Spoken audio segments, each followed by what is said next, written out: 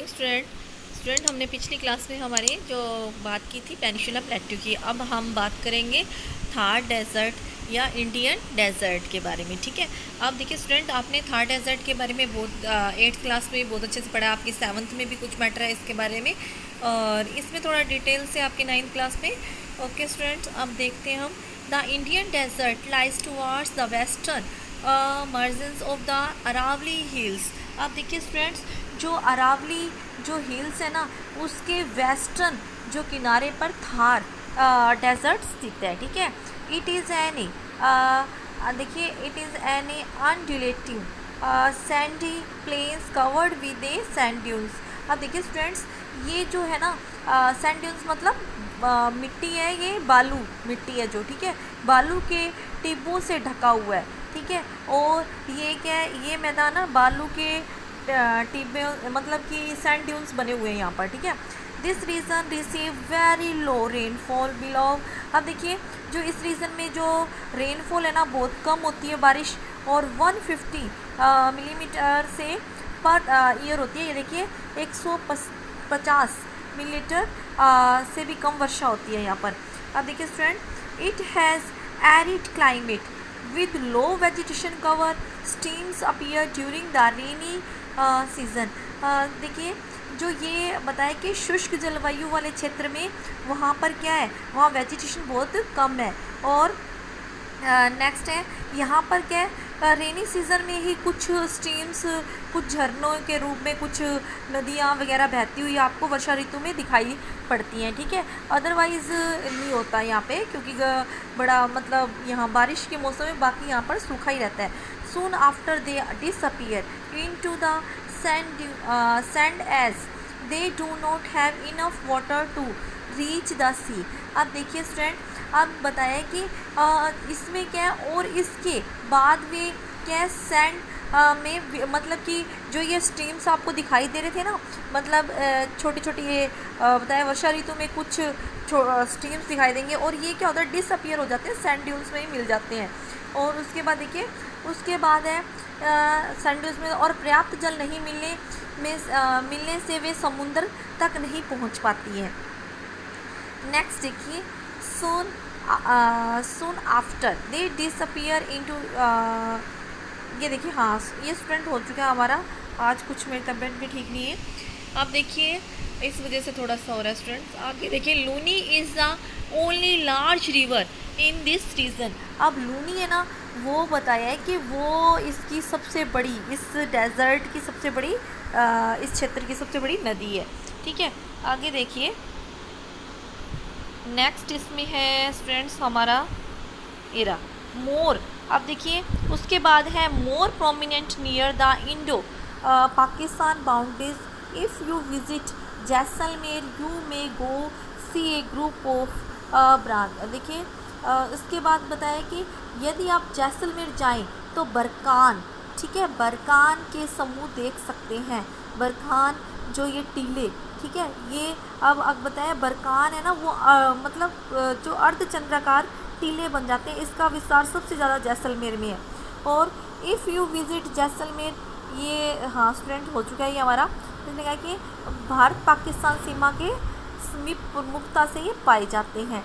और यदि आप जैसलमेर जाओगे तो ये बरकान आपको देखना, आप मतलब कि ये जो अर्धचंद्राकार टीले आपको उस टाइम वहाँ पे देखिए टूरिस्ट भी बहुत आते हैं स्टूडेंट। जो अक्टूबर में टूरिस्ट यहाँ पे बहुत ज़्यादा आते हैं, और ये जैसलमेर इस साइड जाना ज़्यादा, बीकानेर के जो सैंड ड्यून्स हैं, और देखिए उसमें फिर कैमल राइडिंग करते हैं वहाँ। नेक्स्ट है coastal planes, the peninsula plateau flanked by a stretch of narrow coastal strips running along the Arabian Sea on the west and a Bay of Bengal on the east। अब देखिए student, जो peninsula plateau है ना, वो बताया है कि उसके किनारे स्ट्रेच मतलब कि संकीर्ण प्रायद्वीपीय पट्टियों का विस्तार है। ठीक है, नैरो स्ट्रिप्स हैं। अब देखिए, रनिंग अलोंग द अरेबियन सी, और ये क्या है, यह जो वेस्टर्न में अरब सागर से लेकर पूरब में बंगाल की खाड़ी तक फैले हुए हैं। ठीक है, बे ऑफ बंगाल तक। The western coast sandwiched between the western Ghat and the Arabian sea is a narrow plains. Students देखिए, ये है कि जो पश्चिमी घाट तथा अरब जो सागर के बीच स्थित एक जो नैरो प्लेन्स है, ठीक है, इस जो ये पार्ट है इट इज़ कंसिस्ट 3 सेक्शन, इसको 3 सेक्शन में बांटा गया है।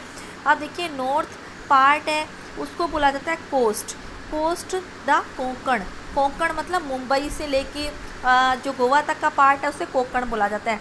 The central stretch is called, जो सेंट्रल बीच में जो इसके भाग स्थित है इसके मध्य में जो इसको बोला जाता है स्टूडेंट कन्नड़ प्लेन्स, ठीक है, इसको कन्नड़ प्लेन्स बोला जाता है। और उसके बाद देखिए दक्षिणी जो इसका जो साउथर्न स्ट्रेच है वो रेफर्ड करता है to as a Malabar coast को, और जो साउथ वाला है वो मालाबार तट उसे कहा जाता है। नेक्स्ट देखिए स्टूडेंट, नेक्स्ट है इसके बाद में ये देखिए the plain along the bay of Bengal are wide and level. अब जो बे ऑफ बंगाल के साथ ये काफ़ी वाइड चौड़ा मैदान है, ठीक है।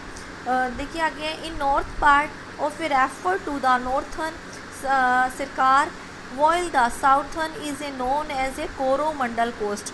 ये स्टूडेंट हमने ये सब बातें पहले की हुई हैं, चलो वापस आपके हैं तो आपको वापस रिवीजन हो जाएगा इसका। नॉर्थ जो पार्ट है इसे क्या बोला जाता है, इसे नॉर्थ सरकार कहा जाता है। और उसके बाद देखिए जो इसका साउथ पार्ट है उसे कोरोमंडल के नाम से जाना जाता है। और इसकी सबसे बड़ी नदी जो महानदी है, ठीक है। और उसके बाद देखिए गोदावरी है और कृष्णा कावेरी फॉर्मेट एक्सटेंसिव, ये क्या डेल्टा बनाती है, ठीक है।